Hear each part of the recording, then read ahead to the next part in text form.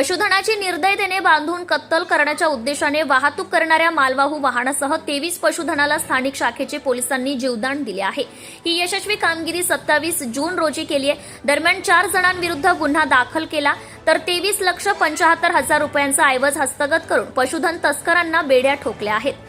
सूत्रांनी दिलेल्या माहितीनुसार जिल्हा पोलीस अधीक्षक अर्चित चांडक यांच्या आदेशानुसार अप्पर पोलीस अधीक्षक अभय डोंगरे यांच्या मार्गदर्शनाखाली अकोला जिल्हा स्थानिक गुन्हे शाखा पोलीस निरीक्षक शंकरराव शेळके यांच्यासह पोलिसांनी गस्तीवर असताना सापळा रचला असताना नागपूरवरून मालवाहू वाहनातून कत्तल करण्याच्या उद्देशाने निर्दयतेने बांधून कोंबून कत्तल करण्याच्या उद्देशाने जनावरांची वाहतूक करणाऱ्या मालवाहू वाहनास थांबवून अधिक चौकशी केली असता वाहन क्रमांक MH30 BD 5686 व MH31 FC 2489 या 2 वाहनातून जनावरांची निर्दयतेने कोंबून बांधून वाहतूक होत असल्याचं पोलीस तपासात निष्पन्न झाले।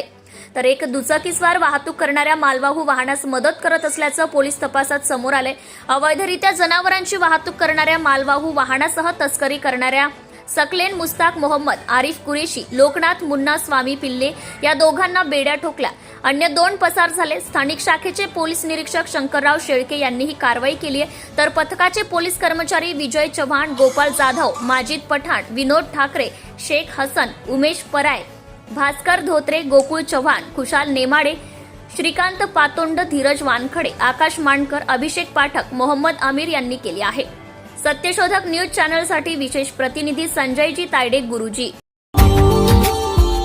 Subscribe now and press the bell icon. Never miss an update.